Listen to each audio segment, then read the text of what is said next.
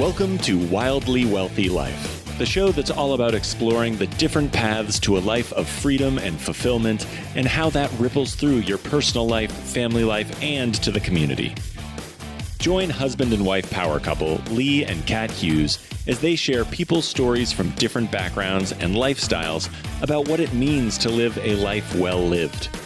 Tune in and take that first step to becoming the best version of yourself, personally and professionally, here on Wildly Wealthy Life.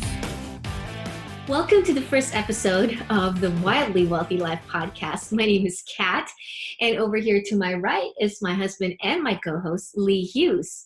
Babe, how are you doing today? I'm doing pretty awesome. How are you doing? I'm doing well. Well, for our first episode, we just kind of want to tell you what our story is about. You know, where we come from, what our background is, what we're doing now, what we've done in the past, and our journey to pursuing this thing that we call financial freedom, what our relationship with money is and was and is now, and just a lot of our struggles, a lot of our wins, and yeah, just, you know, and why actually we're doing this podcast. Why is it that we want to have this platform to be able to share to our listeners and what we're hoping to impact our listeners with? So we'll start with Lee. Babe, how was your upbringing and what was your relationship with money? So I was born in upstate New York and grew up mainly in the little small podunk town of Kendall, New York. If anyone wants to look that up. It's a little cornfield and cabbage patch in between Rochester and Buffalo. And my father was a truck driver. My mom took care of my brother and I and would occasionally do like different businesses. She had daycares and some other things that she would, kind of start up on her own. And from them, I learned a lot about love, a lot about how to treat other people and how to build a strong relationship with each other through different types of struggles. So I did watch a lot of money struggles, a lot of the fights around the table, a lot of the screaming matches about who's spending what. As a kid, you hear your parents yelling from, whatever spot they choose to yell. My parents love to go outside because there's no neighbors. So let it rip. And I was moved about 7 different times before 5th grade, mostly because of money. We had get foreclosed on once. We went through a couple of different bankruptcies growing up, all before I was out of high school. And it was a lot of like paycheck to paycheck. My brother and I didn't really feel poor or anything like that. I'm not trying to paint that picture. We lived pretty well. It's just we spent a lot of times more than what we had.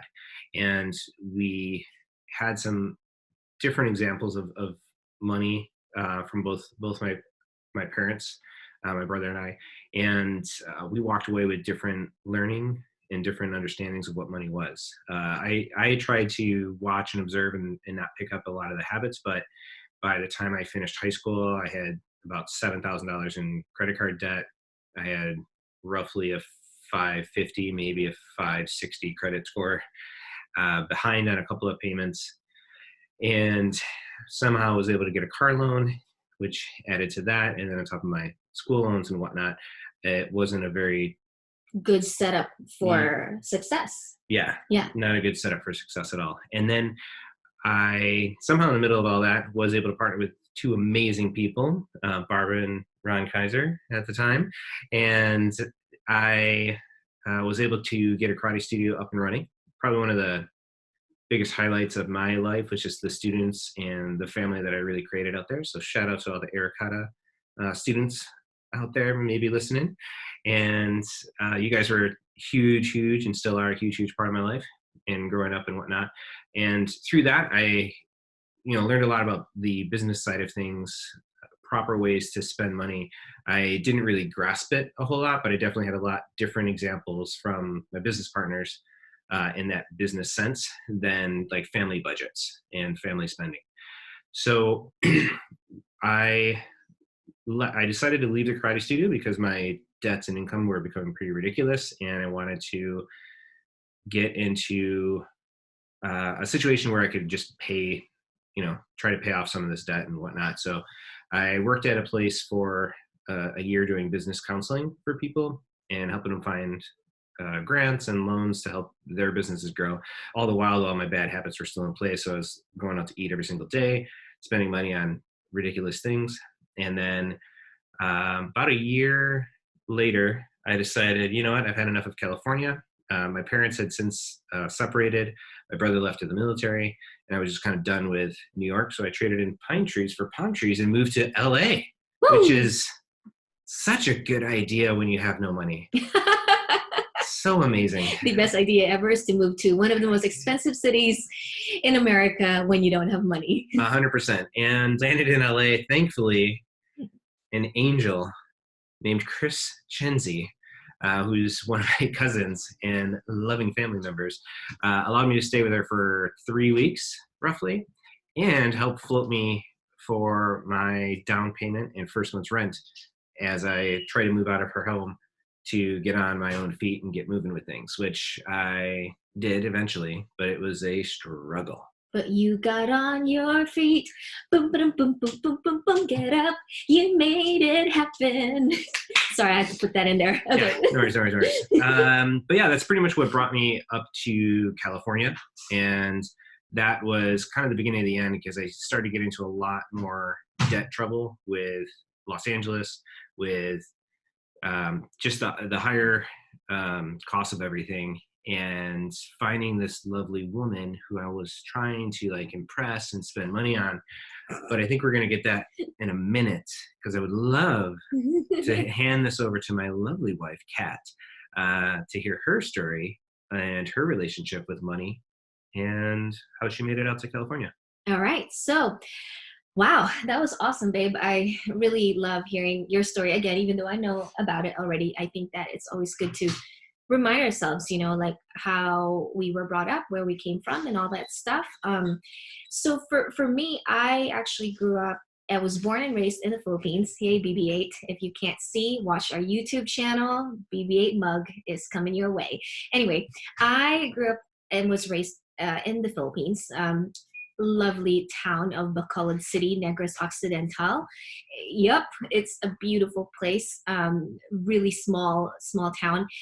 And my parents actually, we were not like the poorest of poor, like in the Philippines. We were kind of like middle, but in the Philippines, middle over there is pretty poor compared to the rest of the world. So my parents actually struggled a lot with money. And so when I was 7 years old when they left the Philippines to go to the United States, and my brother was barely even a year old.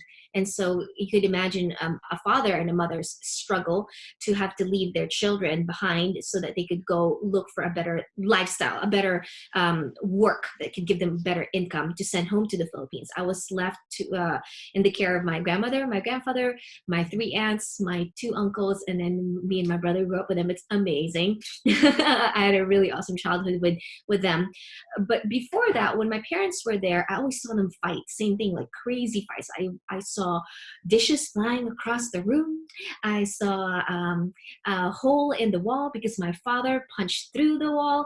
And My dad, rest his soul, he died a couple of months ago, but he used to do that exact same thing when you get mad, put holes through closet doors and things. It's a lot of fun.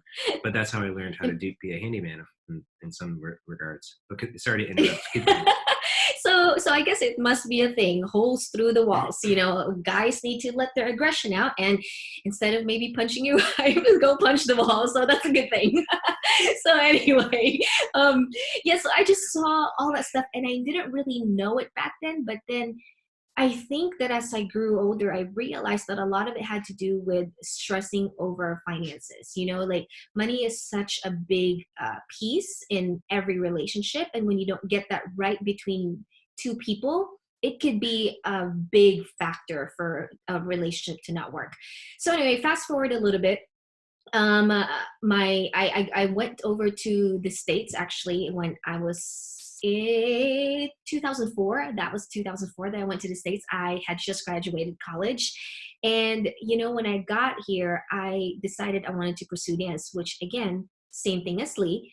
it is not the best idea to try to pursue a very low earning career, which is trying to be a dancer in a very expensive city, especially when you're coming from the Philippines, when we earned money over there that was like third world value. You know what I mean? Like our peso has no strength and value compared to the dollar. So when I got here, even though I really wanted to be a dancer, I've always been reminded how, wow, my parents work really, really hard to give me an education. I better make something out of this. Wow, my grandfather, what I love my grandfather, his name is Praxidio.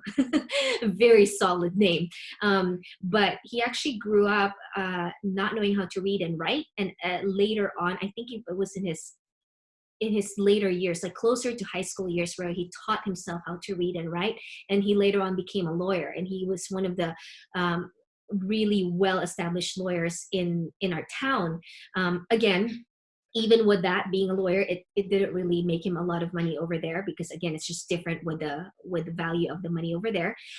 And my mom, she's also a one of 8 other siblings, and she was the one who worked really hard to put food on the table. And she grew up with an alcoholic father, and she worked really hard to put food on the table, and also put all of her siblings to school so that their siblings can also go and pursue a future of their own. So seeing all of that, I always knew how there is this thing about hard work, and there's this thing about like, I need to work hard so I can earn money to be able to provide for my family. When I was still in the Philippines, I saw money as, if I have money, I can send home some gifts. So my parents' way of compensating for their absence was to send what we call balikbayan boxes, and balikbayan boxes are basically big boxes, and balikbayan means returning to your country boxes. It's a gift that a lot of like Filipino parents send home to the Philippines, filled with goodies, spam, stationery, Hello Kitty, Lisa Frank, clothing, bags, everything that you could think of that's like fun. And yeah, so my parents would send that. And so my idea of money this whole time was that money could buy you things, right? Money could buy you all these gifts, because now I see that my parents are making some money and they're sending it to me through gifts. However, I also really realized that, wow, although I'm seeing all these gifts, I'm receiving all these gifts, I'm still lacking in love. I'm lacking in love from my parents. Although I know that they love me, it was very different knowing that from a standpoint of, here's gifts for you, instead of from a standpoint of, I'm here for you, to raise you and to watch you grow up. So it was very difficult. And it wasn't until then, later in life, that I realized they had to do what they had to do. It sucks and they sacrificed so much, but they did it to give us a future. And I'm honestly very, very thankful, because I probably would have been able to go to the States if they didn't give me proper education. Like, we didn't really have the money to send me to the best schools, but when they went to the States, they started being able to afford to send me to the best schools in the Philippines. So anyway, I'm going to wrap this up a little bit now. Yeah, I got to the States, wanted to be a dancer, started pursuing dance life, and being broke, because dance life is broke life. Well, not really, but when you're starting, there's so many awesome dancers out there who are very successful, and I have found success as a dancer as well. But when you're starting, it's not easy. There's so many talented, amazing people in this country, and coming from a small town, I was big fish, little pond over there, and then I came to America, and I was like little fish, big pond. So yeah, it was difficult. You brought up a good point that I didn't get to address, and I'm thinking for most of you out there, like if you have both parents, you have one parent, you have some kind of adult or somebody in your life that's not an idol, but like a role model of some sort. And for me, my father was a super hard worker. I mean, he was out on the road 5 to 6 days out of the week, multiple 12, 14, 15, 16-hour days as a truck driver. And he came home and like kind of felt a sense of like he deserved to spend money. So I picked up some different habits from him in terms of like, workaholic at times, not great, but sometimes good, but also a willingness to spend money like it's water, kind of like I don't Mm. always pay attention to it as much as I should. And from my mom, though, much more about creativity, about being present with the people in your life, cherishing them, loving them, and also she really tried to talk about budgets more so than my dad did, but definitely both kind of like a yin and yang. Mhm. They worked hard together. They worked well together, but ultimately, like their separation was completely, well, not completely, but a lot had to do with money, how they ran finances, and it's one of the biggest things that I think more families in that need to really talk about to get on the same page with. And if they're Mhm. not, it definitely causes issues and problems in any kind of relationship. Yeah, and I think that's also part of the reason why we're doing the show is we really and truly want to inspire couples out there, whether you are married or not, couples in general, business partners, learn how to Have hope.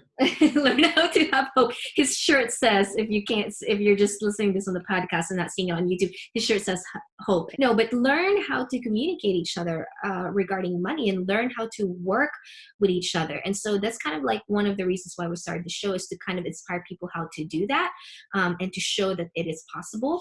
But basically, when we both moved to the States, which by the way, it's a miracle story, but we both moved to the United States at exactly around the same month and the same year. And the craziest thing is that Lee went to a college called SUNY Brockport in New York. And when I was looking for dance schools back when I was still in the Philippines, SUNY Brockport was one of the schools that I wanted to go to. It wasn't my dream school. Alvin Ailey was my dream school, but I was looking at SUNY Brockport, and then it just ended up that I didn't go there, and it ended up being NLA, and then Lee ended up being in LA, and then we met literally on the first year that we both moved to LA. So it's just crazy, how things work like that. But when we both got here and we met each other, things started out great, just like always, like when you're first dating someone, like if you click, it's really awesome. But as when once we got married, which was like about a year and a half later, like after we met. 2 years. Well, we met in 2004 and we got married in 2006. Yeah, So like 2 years. okay, all right, oh yeah, 2 years. So anyway, when we both got here, we got married. Our relationship with money was very different from me. Like my relationship with money is different, his relationship with money is different. Yeah. Yours is more, if I have money, I'll go spend it, Hmm. right? Like you had a lot of credit card debt. I have a And lot of anxiousness, like when I saw money either in my wallet or in my bank account. Like I didn't feel like I wasn't maybe not like using my money, but definitely had no concept of like saving because I Mhm. just thought like, oh well, I'll work harder and I'll make more money. Right. Because when I moved here, I had a full-time job working with a shipping company, and then I had a part-time job at a coffee shop, and that was just how I lived life for about the first 2 years that I was in LA. Yeah.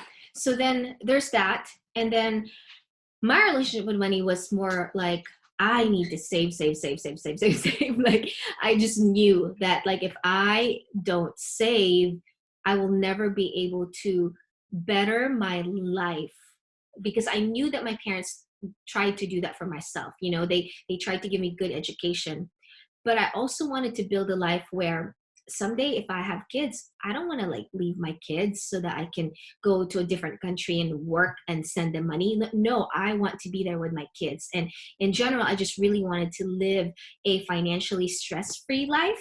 That's kind of like really how I looked at it. And we weren't really on the same page for the most part because he loves to spend and I don't like to spend. And again, coming from the Philippines, if we didn't have cash, we couldn't buy whatever it is that we wanted to buy because I did not grow up with credit cards. It's changed now over the years, but in my time, we did not have credit cards growing up in the Philippines. So I did not know how to even use a credit card. When I got to the States, I think after a couple months of being married to this awesome man, I all of a sudden knew about the credit cards. And then I was like, what is this thing? You mean you swipe and you don't have to pay it? So I started using credit cards too. And all of a sudden I accumulated debt.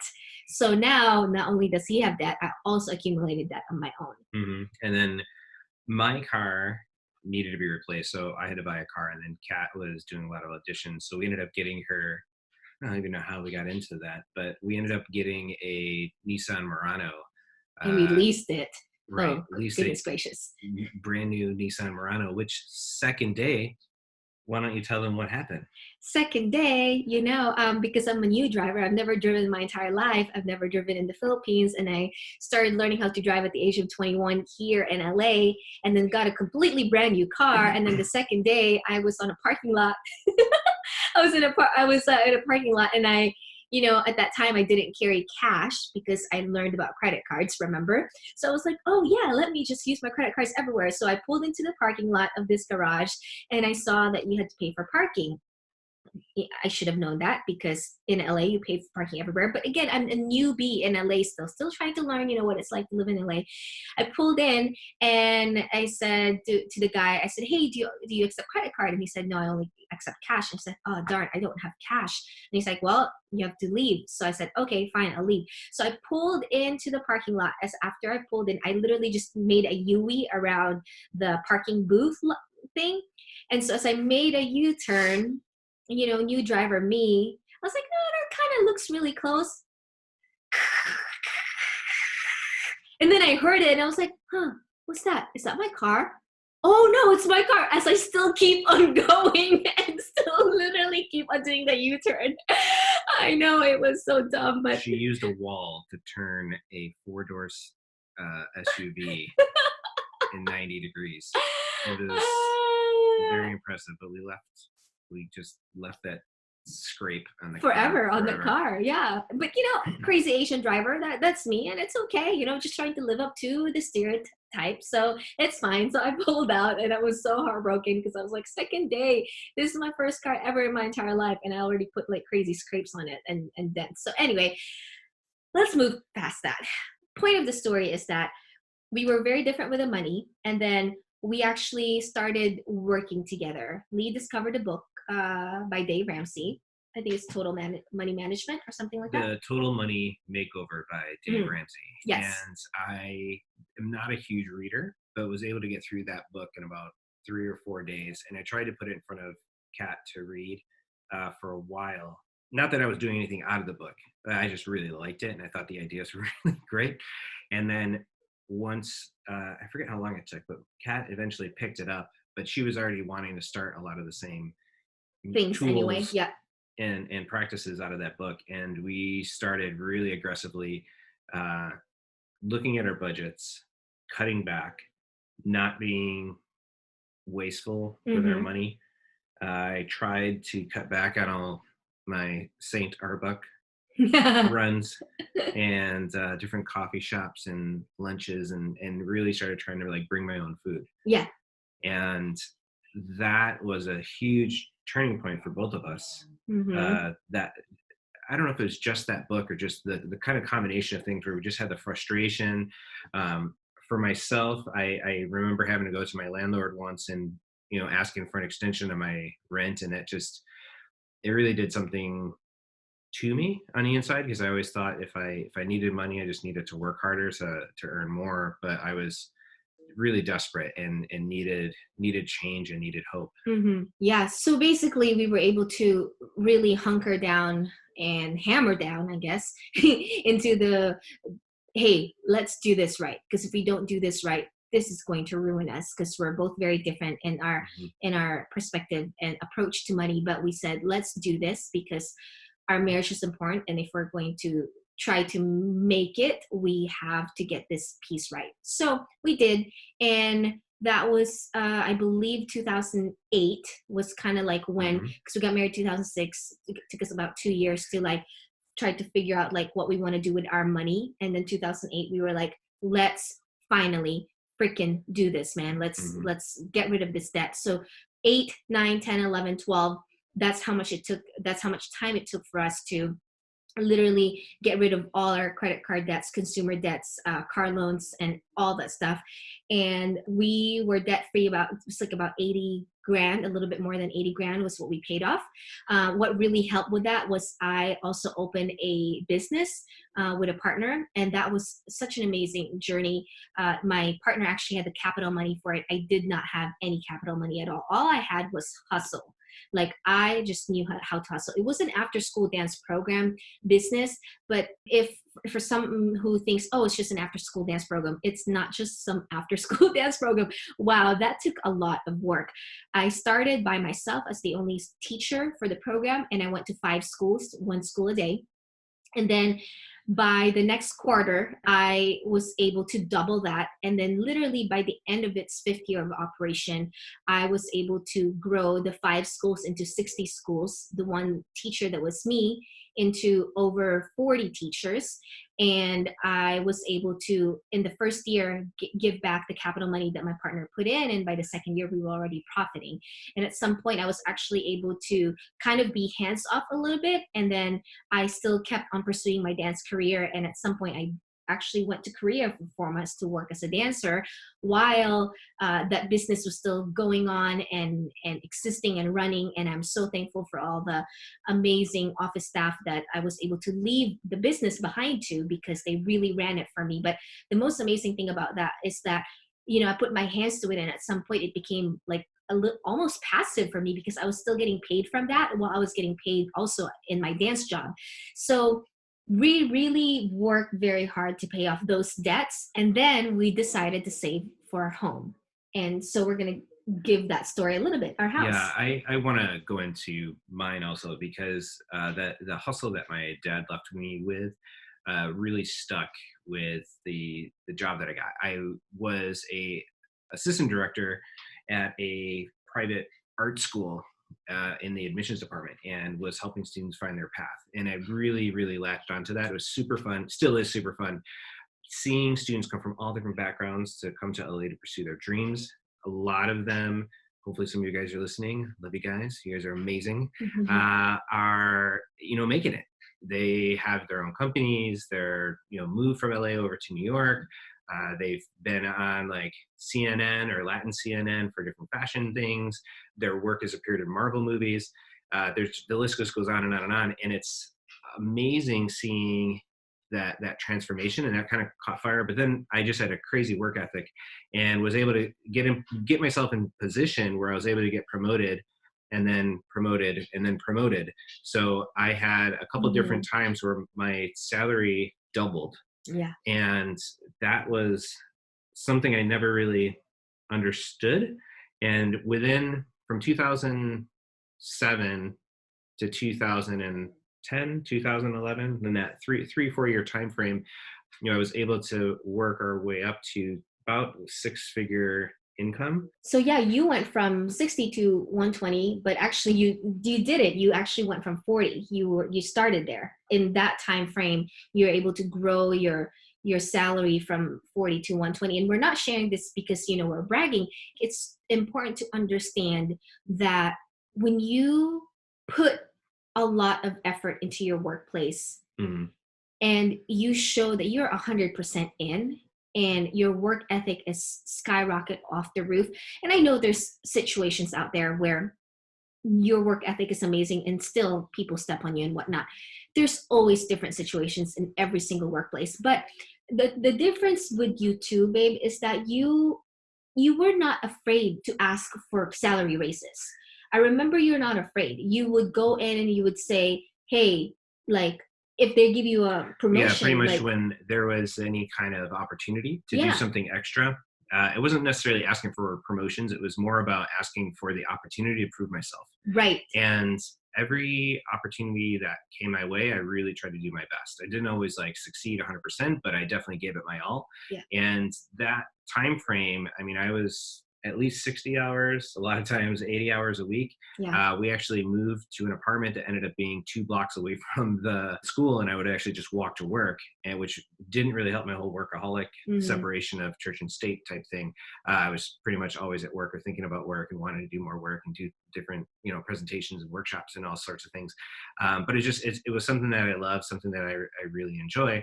And then come 2011, we had paid off both of our cars.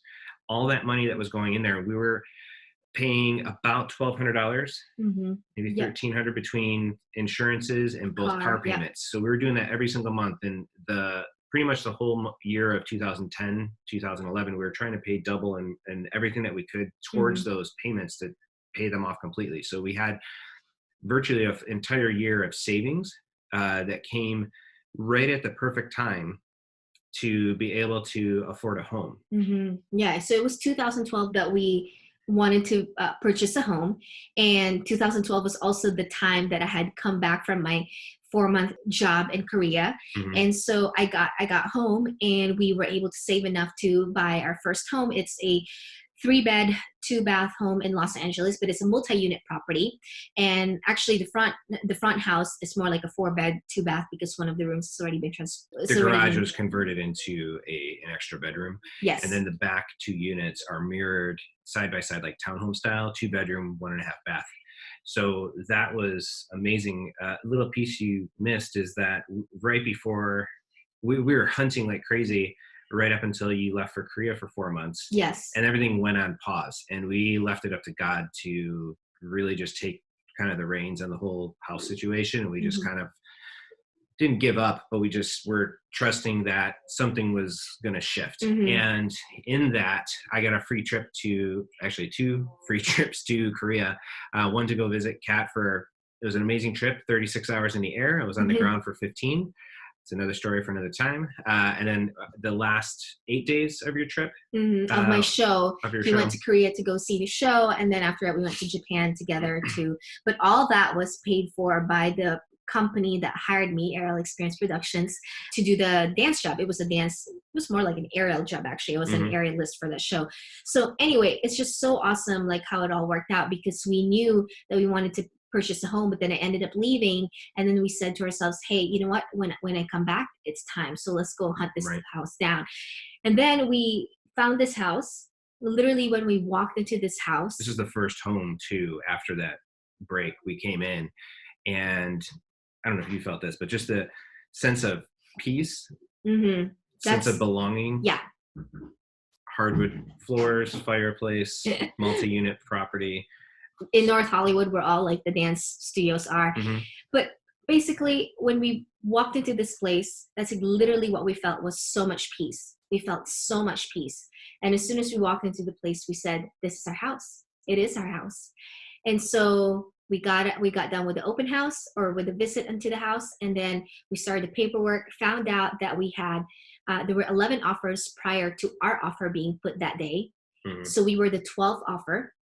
And on the same day that we put in an offer, there was a cash buyer, an investor probably, who offered $20,000 more than what we were offering for this house. So if you were the seller, you would obviously choose the one who's going to pay cash, because that transaction will be a whole lot faster than the one who is needing financing.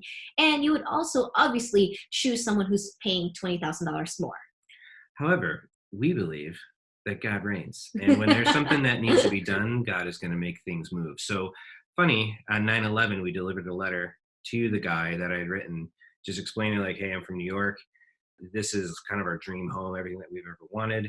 And it's going to be able to provide for our family and for friends and people in need, be able to have a place of safety, sanctuary, and recovery to go out and be better than when they came in. And the gentleman who sold us the home, Mr. Cookman, thank you if you're out there, also is from New York, and was touched enough by the letter to say, you know what, I want them, and chose us over all those other offers. Yeah. And we got our keys in November of 2012. Yeah. 2012. But there's one little piece that you forgot about, babe. So throughout the escrow process, the bank that was lending us the money said, hey, we need you to show more liquid cash. And we looked at each other and we're like, we have no more liquid cash. All our liquid cash is tied up to the down payment for this house. And, we were first time borrowers, and this is a huge property. It was like over $1 million home, this place. And when they said that, we were like, how are you going to do this? Because we don't have any more liquid cash. So escrow asked for that amount, and we obviously we're looking at each other and saying, we don't have this particular amount. And then they said, look at your 401k. And, us dancers, we don't have 401k. That's just how it is with dancers. But anyway, we looked at his 401k, and it was literally, I think they were asking for about 16,000 something. And his 401k was just 16,000, like $50 over what they were asking. Literally like that close. Woohoo! And so we looked at that and we're like, wow, like it is so meant to be. So we gave them the 401k, statement. They looked at that and they approved us to buy this house. And voila, we're here. And since then, we've literally had, for the longest time, we've always made this house into, it's like a sanctuary for people to come into and live in. Like, we want people who move to LA to have a place to stay, and for us to be able to help them start their life here in LA, because it's a place that we have loved living in, and it's a place that we moved to from. I'm from a different country, from a different part of the United States. And so for so many years, we literally have had people living with us pretty much from families too. From families and stay friends. with us for different reasons. Yeah, but basically almost from month one of living here, we've had family, we've had friends from all over, from London, New Zealand, all over the United States, just everyone. One time he brought over 4 guys from Canada. I showed up to the house and I'm like, who are these people? And he's like, oh yeah, I met them at the church, and they're missionaries and they just need a place to stay for the night. So I offered them. We had a jamming couch at the time, that big brown we thing. did have a really good couch at that time. So this 4 dudes from Canada that I do not know. He doesn't know. He just met them at church. He's like, yeah, come over, come stay with us. So we cooked them dinner. We had such a great fellowship night with them, and then they just slept over here. And the funny thing, wasn't it that they said that they were missionaries, and then that night they didn't have a place to stay, and they were just believing God that believed God that they were going to be able to come to this random church in the middle of the valley that I was randomly with my the theater company that I'm a part of, Eastern Sky Theater. Thank you, Pastor Trey. And they happened to show up to this meeting because the one guy met one of our actors on the plane. So he was like, hey, why don't you guys come see this play? They're like, awesome, that'd be great. And through all that, we met. And then they're like, people know that we had just bought a house. And they're like, well, he's got a house. Why don't you ask him? Yeah. And I'm like, yeah, I do have a house. Why don't you come over? Because they flew to LA to go down and serve at the ministry down in downtown LA, and go onto the streets and talk to the people on Skid Row, provide food and meals and water for them. So it was just really awesome. Yeah. So it's just been such a crazy, miraculous story of getting this house, and then being able to be a shelter and a place of sanctuary for people to come into. And it wasn't until maybe 2 years ago that we literally just started, wait, we need to house hack this house. So it wasn't until 2 years ago where we started charging for people who were staying in our house, because for the longest time, so that was 2 years ago, and we're what now, 2020. So it wasn't till 6 years. Yeah, it's been 6 years of us literally offering our house. We did not charge people to stay here. Anyway, the details are crazy. Sometimes it gets hazy, but the point is that for the longest time, it gets hazy because we didn't really. It was about the people. It wasn't about the house, the income, or anything like that. Right. Yes. It was always about. So that's why the people, details. Yeah. Totally. So anyway, it was really always about being able to open up our heart, our home, to people to stay in and start their life here in LA. And then later on, we just realized we need to house hack, and we need to kind of not take advantage, but really use this house to also be income producing for us. So anyway, fast forward, we were able to refinance, cash out of this house. We bought 2 more properties in upstate New York, got that rented out. Last year, we bought another one. We sold one, we bought another one. And then we've had a lot of crazy ups and downs since then. We had, in 2018 was probably our worst year. We had issues with our marriage. It was it was just up and down, and it was down for the most part. Um, we had his dad had seizures that year, and your dad was sick for a little bit that year. Hmm. We had crazy over $30,000 in repair that we had to do in our properties in New York. They all just started to break down all at once, and we also got laid off from work. Yeah. And that year, I also came back from a job that I had done a year, from being away from home for a year. And when I came back, all my paychecks also stopped because I had just come back from a regular job. It is a performing job. I actually did aerial and stunts for that job. But then I went home. I don't have a job. He doesn't have a job. We have $30,000 over the repairs that we needed to do. Our marriage was in shambles. Dad's sick. All these crazy things. It was just like a mess. Oh, and then at the end of the year, we had a leak in our garage, and um in our garage water heater burst. 2018 was crazy. And then our bathroom also like had a leak. So oh, holy moly, it was like when was that, when fit hits the shan. It really does. It's crazy.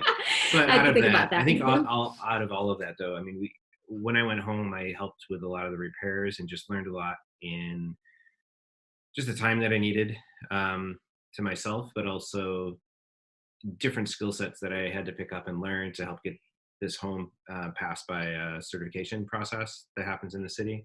And then when I came home, the issues here with the different leaks that we had, learning how to like retile an entire bathroom and make it look awesome, I think. Yeah. But out of every tragedy, out of everything that goes wrong, there's always a learning lesson. You should never feel like you've lost something, because there's always something greater that you should be learning. And that, I think, in and of itself is part of the birth of this podcast. It's really Kat's idea. She's amazing, and really has a heart for people and trying to get people to grow. And we wanted to have a platform to showcase different people from all over the world. Right now it's in the US, but hopefully all over the world with our guests, and have them share different types of stories to really get you inspired, to really have you see hope in wherever the darkest places you may be, or maybe even you might be in a very awesome place right now, but you need some extra tips to get to that next level. And the guests that we have are all amazing. It's been incredible. We're kind of cheating. We did some interviews prior to, and the backgrounds and the stories. And I think the funnest part is just hearing like the different tips, little things you wouldn't really think about, that you're going to hear in these different stories and these different episodes are so simple, but so deep at the same time. Yeah. And they all have different tips. So some of them are going to really resonate with you. Others are going to be maybe a little bit of a challenge, but you'll see the value and the fruit that come from really investing the time in planting those seeds in your life. Yeah. And again, our guests come from a very varied background. We have some military personnel. We have people from financial sectors of crazy people that are amazing. I can't even explain. People who does real estate, people who are in the entertainment industry, just so many travel hackers too. Just so many different guests already. Travel hackers with really great first names. Yes. Yeah. Which you'll be able to find. His name later. is Lee. Just a different last name. Oh, Lee H too. His name is Lee Huffman. Lee Hughes. What? Shout out to Lee Huffman, yo! Woo! First episode, getting a shout out. Didn't realize that you guys are both LH. Wow, that's crazy. You guys must be best friends. No, they're not. They're not best friends. We didn't know him before. Maybe. until now. Future. But yeah, it's just been so incredible, learning about these people's stories. But what I really also wanted to do with this podcast is that it's not just about the money, because again, there is so much more to life than money. Mm-hmm. But we really have to get the money piece right. Because when you do, you become a solution. You just become a solution to the people around you. You become someone that is able to provide help Again, you can help with wherever you are in life right now. Like, it doesn't matter if you have a lot, if you have a little. Helping is a positioning of your heart. It's not how much money you have or how little money you have. It's literally a positioning of your heart. So there's that. But when you have money and you get that piece right, it is a lot easier to be able to give and help, because now you're not worried about your needs. You're really able to just open up your hand and just be able to give. So I would encourage our listeners, when you're listening, like, always listen all the way to the end, because wow, our guests have just been so incredible, and some of them have done some amazing things with their communities, and that's what we want to inspire our listeners to do, is to not just get the money piece right, but get it right so that you can seriously have a huge impact in your community, not just in the finances, but in the way you're thinking creatively with your resources, and just your heart to open up. That, giving is like one of the best things ever. It really, really, really is. And serving, I just want to give props to Lee, because Lee is crazy. He's such a server and a giver. He's the kind of guy who he'll talk to, like really have deep conversations with your waiters, with his waiters at the restaurant. He'll find out like everything about them, and then he'll be like, "Babe, so the guy's like, he's gonna get married. He's like preparing for his wedding. Why don't we just give him like $120 tip today?" And I'm like over here, and I'm like, hold on, let me look at the budget. Let me look at the budget. Oh man, but Lee, that's him. Like, he is such a giver. And I guess we work very well, because I save, you give. I love to give too, but like, Lee is like really such a giver's heart. He's the kind of guy who, we had our bicycle and our tent stolen from our back shed here in our house in LA. And then Lee loves to walk around there's a bike pathway here called the Chandler Bike Pathway, and he loves to walk on that pathway to go to work or to go to the gym. And as I was walking, I happened to see my tent my tent and the bike. And I'm like, what the homeless guys? Well, I guess I'll give them the rest of the stuff. So I went home. So he went home, and he was rummaging through the what do you call that, our closet, and I was like, "What are you doing?" And he's like, "Nothing." I just grabbed the sleeping bag and loaded some fruits, vegetables, and waters, and then just walked it over to the guys. I just knocked on the side of my tent, and then totally kidding. But just had a nice conversation with the guys, let them know that people love them, that they don't need to give up on their dreams or goals or aspirations, and they just need to really trust and keep fighting. Yeah. Keep fighting the good fight. And they seemed happy and thankful. I haven't seen them since, yeah. Maybe they bounce back. You don't know. But yeah, that's the kind of like guy that this man is. But he's amazing. Like, he loves, like, I mean, someone already stole his bike and his tent, and then he saw that it was a homeless guy, and he's like, "Hey, here, let me give you more. Let me give you my sleeping bag and food," which is just amazing. So I'm really blessed. Thank you. And really blessed. Was it my turn? I didn't get a chance to brag about you and your awesomeness. Oh my goodness.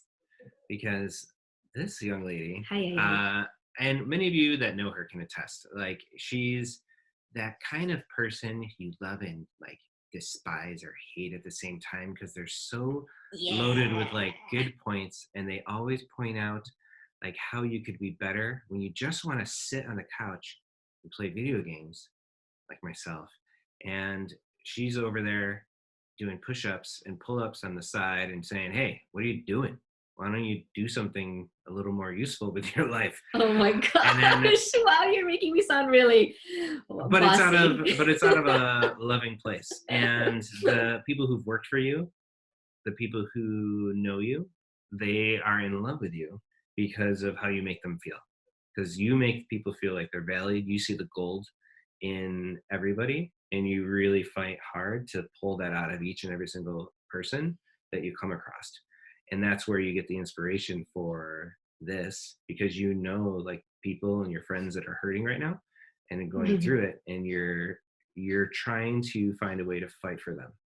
And that is like the most admirable thing I could ever say or see out of Mhm. somebody. And you do it with grace, with a smile. A lot of people don't see the struggles that I see, of the ups and downs that you have. But whatever it is, you're always quick to put those things aside if there's somebody in need or somebody who really needs some kind of coaching or some kind of talk or some kind of help. And I know that people really appreciate that, whether it's somebody who just randomly Instagram messages you and then you end up FaceTiming with them or whatever to go over their loss of a family member or their budget situations or whatever. It happens often because people trust you, people love you, and they know that they're going to get good information from you. So it counts. Wow. Okay. There's that.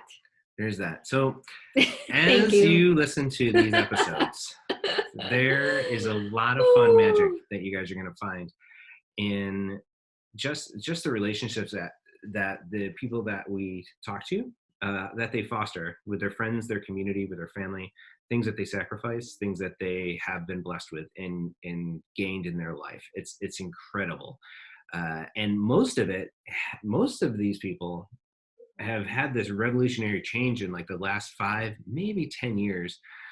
And it's an acceleration. Everybody hits this point and you can just see them springing forward. So anyone who's listening, like, if you think you've got 5 years left of your life, there's hope.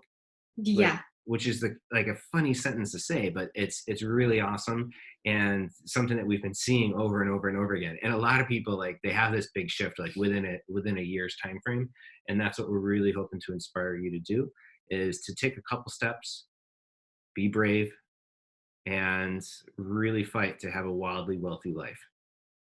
Amen to that. Well, there you go. There you have it, folks. That's Wildly Wealthy Life. We hope that you have enjoyed our storytelling today. And we just hope that you get so, so, so inspired. And not just inspired, but really, really take action. It's about action, y'all. Just go do it. Peace out.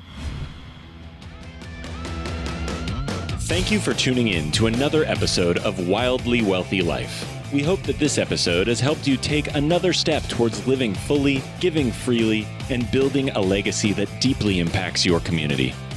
We'd love to hear what you think about today's show. Please leave us a review or like us on iTunes and YouTube, and click the subscribe button so you won't miss a show. You can also visit us at wildlywealthylife.com for today's show notes. See you on our next episode. Thank you, and may you live a wildly wealthy life.